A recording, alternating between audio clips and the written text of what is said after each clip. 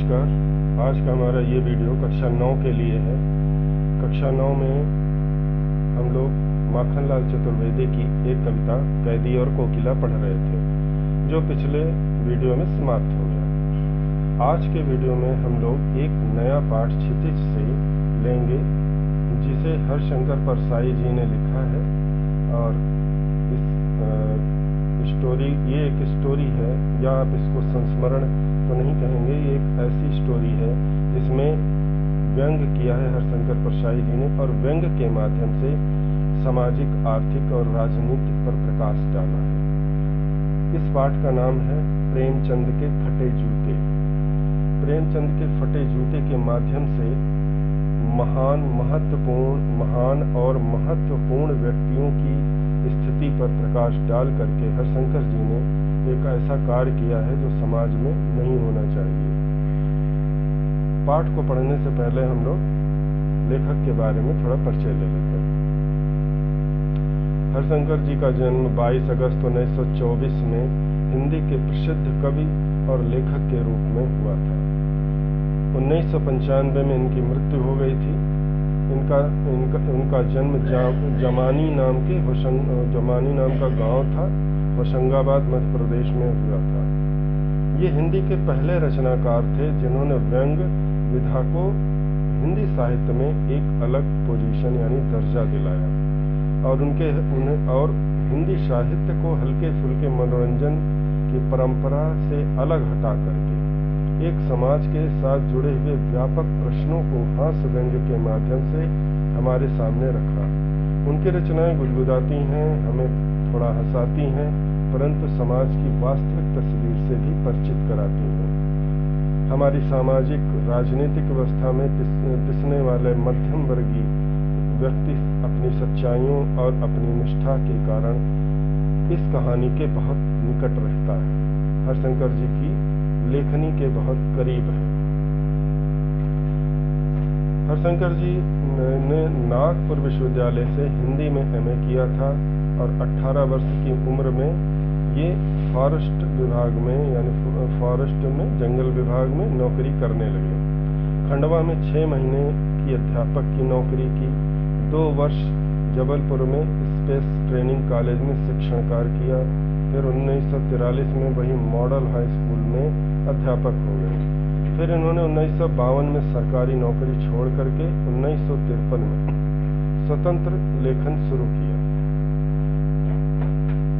57 में ये फिर से प्राइवेट नौकरी करने लगे और सरकारी नौकरी का त्याग कर दिया। 1957 में नौकरी छोड़कर स्वतंत्र लेखन के लिए पूरी तरह से समर्पित हो गए। जबलपुर से छपने वाला पत्र वसुधा की साप्ताहिक मासिक पत्रिका थी, इन्होंने निकाली। नई दुनिया में सुनो भाई साधो, नई कहानियों में पांचवा कलाम, और उलझी तथा कल्पना में, और अंत में इत्यादि कहानियां इन्होंने लिखी। कहानियां, उपन्यास, निबंध लेखन के बावजूद ये मुख्य व्यंग कार्य ही थे। परसाई जी की जबलपुर रायपुर से निकलने वाली अखबार देशबंधु में पाठकों के उत्तर दिए जाते थे, जिसका नाम था पूछिए परसाई जी से। इस स्तंभ में, इस लेख में परसाई जी से जो प्रश्न पूछा जाता था, आरंभ में वो फिल्म से संबंधित होता था और कुछ प्रेम मोहब्बत के होते थे। धीरे धीरे परसाई जी ने इस स्तंभ को साहित्यिक महत्व दिया और लोगों का रुझान इस तरफ लाया ताकि लोग साहित्य के महत्व को अच्छी प्रकार समझ सकें, और उन्होंने इस बात को समझाने के लिए इस स्तंभ का प्रयोग किया, पूछिए परसाई जी से। बाद में इन्हें साहित्य अकादमी पुरस्कार दिया गया, और 1924 में इटारसी के पास मध्य प्रदेश में ये आकर रहने लगे। कहानी संग्रह हंसते हैं और रोते हैं में इन्होंने कितने ऐसी कहानियां लिखी जिससे कहानी व्यंग के क्षेत्र में सच्चाई के साथ उतरकर आई। इनके अनेक निबंध संग्रह हैं, कहानी संग्रह हैं, और विभिन्न प्रकार की साहित्यिक विधाएं इन्होंने लिखी। परसाई जी ने आपका जो चैप्टर लिखा है प्रेमचंद के फटे जूते, इसमें प्रेमचंद जैसे महान लेखक की एक तस्वीर के माध्यम से आपको ये बताने का प्रयास किया है कि उस समय की सामाजिक, आर्थिक और राजनीतिक स्थिति कैसी थी जिस समय प्रेमचंद कहानियां लिखा करते थे।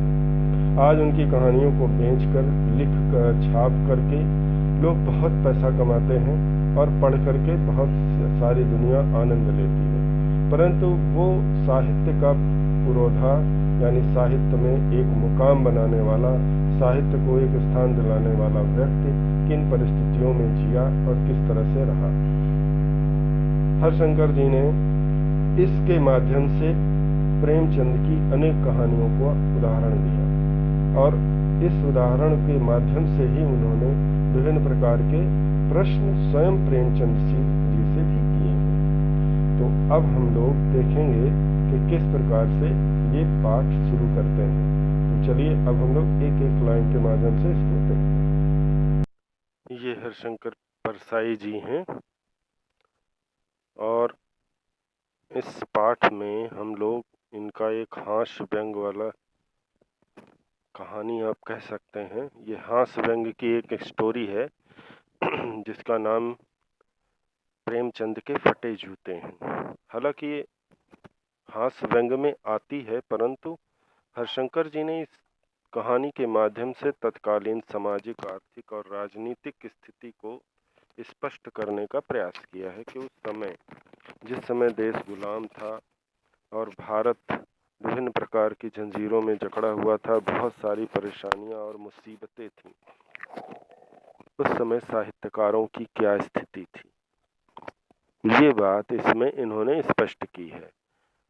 लेखक का परिचय और वो मैंने आपको बता दिया है। अब हम लोग सीधे पाठ पर चलते हैं। अब पाठ पर में क्या है, कैसे है, इन्होंने क्या क्या बताया है, इसको हम आपको थोड़ा समझा देते हैं इन्हीं के शब्दों में। प्रेमचंद के फटे जूते शीर्षक निबंध में परसाई जी ने प्रेमचंद के व्यक्तित्व की सादगी के साथ एक रचनाकार की अंतर्भेदी सामाजिक दृष्टि का विवेचन करते हुए आज की दिखावे की प्रवृत्ति एवं अवसरवादिता पर व्यंग किया है। हरशंकर परसाई जी ने प्रेमचंद के फटे जूते नामक निबंध में प्रेमचंद की व्यक्तित्व की सादगी यानी सरलता और सहजता को स्पष्ट किया है और इस रचनाकार की अंतर्भेदी मतलब दूसरों, उनके प्रेमचंद के विचारों, सोच और उनकी क्रियाओं के माध्यम से जो दूसरों के मन में भी सहजता, सरलता और समाज से लड़ने का भाव उत्पन्न करता है, उसको अंतर्भेदी सामाजिक दृष्टि कहते हैं। कहने कि अंतर्भेदी हर व्यक्ति, लेखक कहना चाहते हैं कि हर व्यक्ति के अंदर ये सामाजिक दृष्टि अवश्य होती है, बस उसको जगाने की आवश्यकता होती है। जो व्यक्ति उसे जगा लेता है वो प्रेमचंद की तरह सामाजिक कुरीतियों और बुराइयों को प्रकट करता है। प्रेमचंद जी ने अपनी कहानियों में समाज की उस वर्ग का वर्णन और चित्रण किया है जो हमेशा शोषण का शिकार रहा है, भले ही वो वही वर्ग समाज और राजनीति और आर्थिक आधार हो।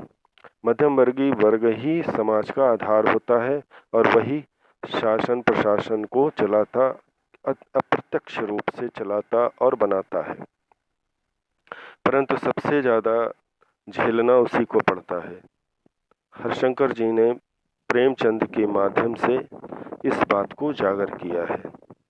अब प्रेमचंद के फटे जूते, उन्होंने इस निबंध का शीर्षक भी बड़ा रोचक रखा है, जिस पर किसी व्यक्ति की निगाह जा ही नहीं सकती, उस पर लेखक ने अपने विचार और निबंध प्रस्तुत किए हैं।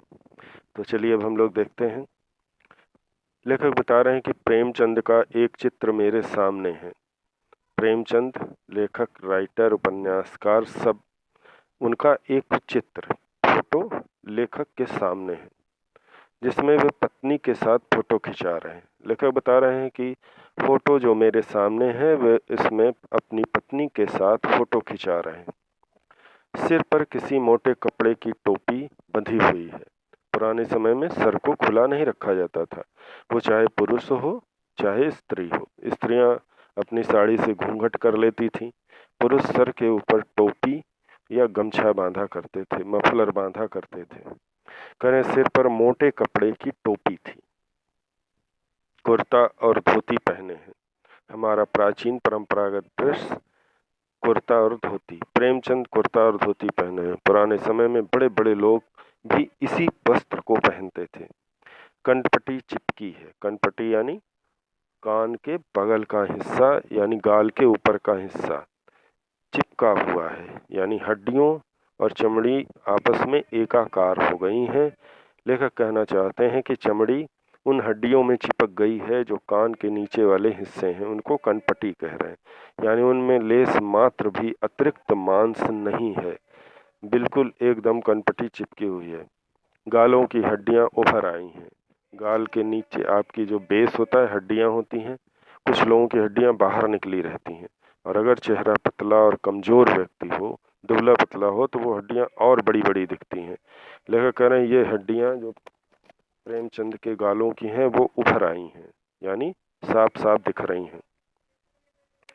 परंतु घनी मूछें चेहरे को भरा भरा बताती हैं। पुराने समय में मूछों को कटवाना क्या माना जाता था? एक सामाजिक अपराध था। पुरुषों को मूछें रखनी ही चाहिए, ऐसी परंपरा थी। कोई जबरदस्ती नहीं था, परंतु मूछों को रखना एक परंपरा माना जाता था और प्राय सभी लोग रखते थे, और मूछें भी भांति भांति की रखते थे, जिसको आप लोगों ने देखा होगा, देख रहे होंगे। लेखक कह रहे हैं कि मूछें बड़ी घनी और भरी भरी थी, जिससे चेहरा एकदम से खाली नजर नहीं आता।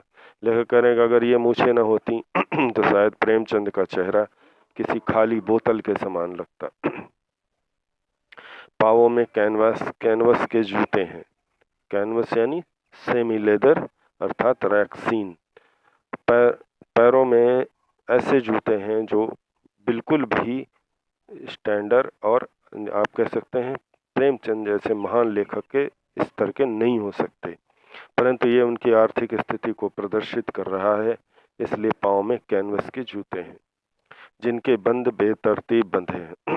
बंध का मतलब हुआ फीते, बेतरतीब का मतलब हुआ अव्यवस्थित। कैनवस के जूते हैं। कैनवस के जूतों के जो लेश हैं, सुलेश, वो भी बड़े अजीब तरीके से बंधे हैं। लापरवाही से उपयोग करने पर बंद के सिरों पर की लोहे की पतरी निकल जाती है। लेखक बता रहे हैं कि लापरवाही से यानी सावधानी पूर्वक जूते की लेस को न बांधा जाए तो जूते में लगा हुआ आइलेट, जिसमें जो लोहे का होता है, वो हमारे फीतों को अच्छी प्रकार से अंदर डाल देता है। वो लेस निकल जाती है। पतरी मतलब उसी आइलेट को बोल रहे हैं, और छेदों में बंद डालने में परेशानी होती है। कहीं और जब शू लेस का किनारे वाला हिस्सा टूट जाता है, उसकी नोक टूट जाए, तो उसको जूते में डालना बहुत कठिन होता है। ठीक उसी प्रकार जैसे टूटी हुई नोक की सुई से कपड़े सिलना। तब बंद कैसे भी कस लिए जाते हैं। लेखक करें उस परिस्थिति में जब फीता जूते के अंदर जाता ही नहीं है, तो उसको दाएं बाएं करके किसी भी तरह से बस जुगाड़ लगा के बांध दिया जाता है।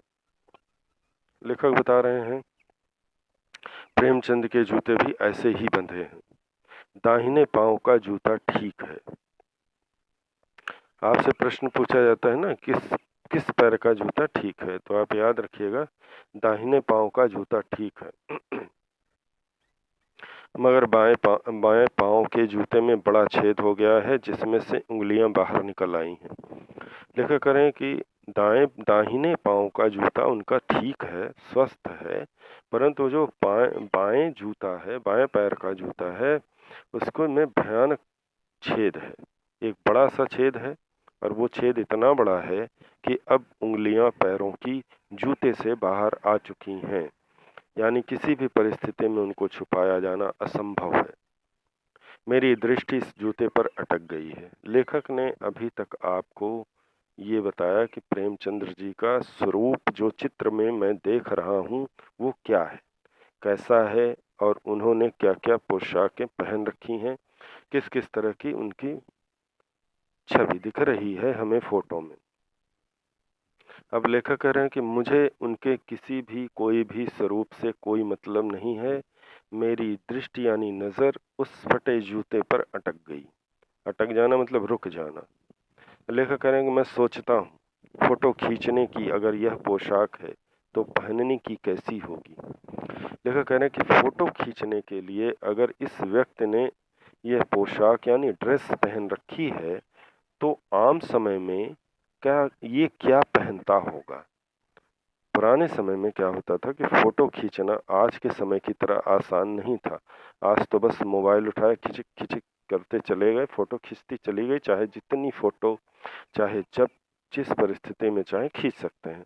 परंतु उस समय फोटो खिंचवाना भी एक प्रोजेक्ट होता था। फोटो खिंचवाने जाना है, फोटो खिंचवाने जाने के लिए लोग अच्छे से अच्छे कपड़े पहनते थे और फिर जाते थे। लेखक वही बात सोच रहे हैं कि जब फोटो खिंचवाने के लिए इसने इस तरह के कपड़े पहन रखे हैं इस व्यक्ति ने, तो वो घर में यानी आम समय में कैसे कपड़े पहनता होगा। उन्हें आश्चर्य हो रहा है कि इतने फटे चिथड़े कपड़े उसने फोटो खिंचवाने के लिए पहने हैं, तो बाकी समय वो कैसा कपड़ा पहनता होगा। इस प्रश्न का लेखक स्वयं उत्तर दे रहे हैं, नहीं, इस आदमी की अलग अलग पोशाकें नहीं होंगी। वो कह रहे हैं असंभव, इस आदमी की अलग अलग ड्रेस नहीं हो सकती। ये जैसा लिखने का भाव ये है कि जैसा ये फोटो खिंचवाने के लिए आया है वैसा ही ये घर में भी रहता होगा। लेखक का अनुमान लगा रहे हैं कि इससे बुरा कपड़ा अब कौन पहनता होगा। क्या घर में ये नग्न रहता है, निर्वस्त्र रहता है। तो उन्होंने अनुमान लगाया, नहीं नहीं, ऐसा नहीं हो सकता। ये आदमी जैसी पोशाक अभी पहने है वैसी ही पोशाक ये बाद में भी पहनता होगा। इसमें पोशाक बदलने का गुण नहीं है। लेखक कह रहे हैं इसके अंदर पोशाक यानी अपनी ड्रेस बदलने का गुण नहीं है, अर्थात इसके अंदर किसी प्रकार का कोई दिखावा नहीं है। ये जैसा दिख रहा है वैसा ही है, यह जैसा है वैसा ही फोटो में खींच जाता है। कहने ये जैसे दिख रहे हैं वास्तविक जीवन में भी वैसे ही होंगे, ऐसा विचार हरिशंकर जी कर रहे हैं। यानी वो ये कह रहे हैं कि प्रेमचंद्र जी किसी भी परिस्थिति में किसी भी तरह से हमेशा एक समान ही ड्रेस पहनते हैं। उनमें मान ही नहीं सकता कि इस व्यक्ति में दो पोशाकें बदलने यानी पोशाक बदलने का गुण है। इसलिए मैं इसे जैसा देख रहा हूँ ये बाद में भी वैसा ही होगा। करें यह जैसा दिखता है यानी जैसा ये फोटो में दिख रहे हैं वास्तविक जिंदगी में वैसे ही होंगे। मैं चेहरे की तरफ देखता हूँ, क्या तुम्हें मालूम है। लेखक कह रहा मैं अब उनके चेहरे की तरफ देख रहा हूँ और ये सोच रहा हूँ कि क्या मुझे मालूम है मेरे साहित्यिक पुरखे कि तुम्हारा जूता फट गया है। लेखक प्रश्न कर रहे हैं कि क्या तुम्हें ये इस बात का पता है कि है मेरे साहित्यिक पुरखे। पुरखे का मतलब होता है पूर्वज। प्रेमचंद जी को साहित्य के पुरखे पूर्वज कह रहे हैं, कहें कि तुम्हारा जूता फट गया है, क्या तुम्हें इस बात का जरा सा भी आभास है। उंगली बाहर दिख रही है, तुम्हें शायद पता नहीं कि तुम्हारी उंगली बाहर दिख रही है। क्या तुम्हें इसका जरा सा भी एहसास नहीं है। लेखक करें शायद तुम्हें इस बात का जरा सा भी एहसास नहीं है कि तुम्हारा जूता फट चुका है और तुम्हारी उंगली बाहर आ चुकी है, और ये स्थिति किसी भी प्रकार से साहित्यकार के लिए उचित नहीं है। तुम हमारे साहित्य के पूर्वज हो और हम तुम्हारा सम्मान करते हैं, तो हमारे सम्मान में ये चीजें कैसे आ सकती हैं। क्या तुम्हें इसका जरा सा भी एहसास नहीं है। लेखक कह रहे हैं कि तुम्हें इस बात का जरा सा भी एहसास नहीं है कि हमें कैसे और किस रूप में लोगों के सामने आना चाहिए। जरा लज्जा संकोच या झेप नहीं है, तुम्हें जरा सा भी शर्म नहीं है, जरा सा भी संकोच नहीं है, या तुम्हें शर्मिंदगी नाम की कोई चीज नहीं आ रही है। क्या तुम इतना भी नहीं जानते कि धोती को थोड़ा नीचे खींच लेने से उंगली ढक सकती है। लेखक कह रहे हैं कि क्या तुम्हें इतना नहीं पता है कि अगर तुम धोती को थोड़ा सा खींच दो नीचे की तरफ तो वो अपने आप ही ढक जाएगी।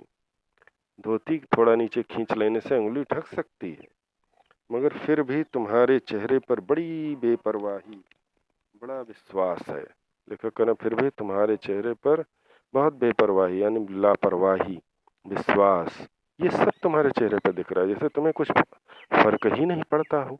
लेखक को आश्चर्य हो रहा है कि प्रेमचंद जी फटे जूते पहन करके फोटोग्राफी करवाए हैं और उन्हें इस बात का जरा सा भी आभास नहीं है कि उनका जूता फटा हुआ है और उससे उंगली बाहर आ रही है और उससे उनकी बेइज्जती हो रही है। फोटोग्राफर ने जब रेडी रेडी प्लीज कहा होगा तब परंपरा के अनुसार तुम मुस्कान लाने की कोशिश की होगी। लेखक कह रहे हैं फोटोग्राफर परंपरा के अनुसार जब कैमरा तैयार कर लेता है तो बोलता है रेडी प्लीज, तब लोग अपने चेहरे पर बनावटी मुस्कान लाते हैं। तुमने भी वही किया। लेखक कह रहे हैं कि प्रेमचंद से कि हे मेरे साहित्यिक पुरखे, तुमने भी रेडी प्लीज कहने पर मुस्कान ला दी होगी। दर्द के गहरे कुएं के तल में कहीं पड़ी मुस्कान को धीरे धीरे खींचकर ऊपर निकालते रहे होगे।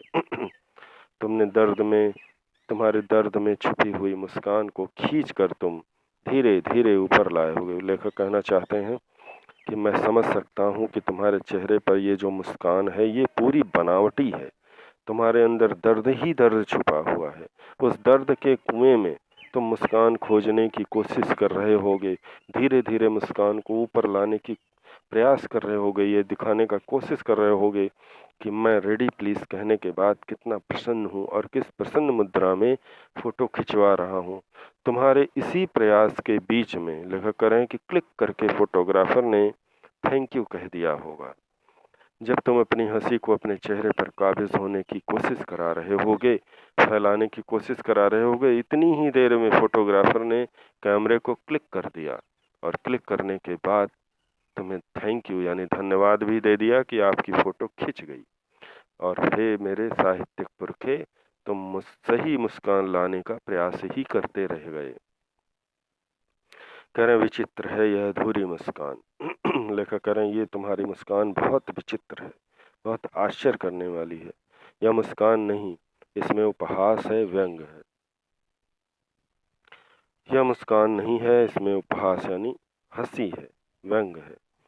पता नहीं तुम किस पर हंस रहे हो। लेखक कह रहा क्या तुम कैमरामैन पर हंस रहे हो, फोटोग्राफर पर हंस रहे हो, या स्वयं अपने आप पर हंस रहे हो, या फोटो खिंचाने की इस परंपरा का पालन करने वाले ना करने वाले व्यक्तियों की सोच पर हंस रहे हो।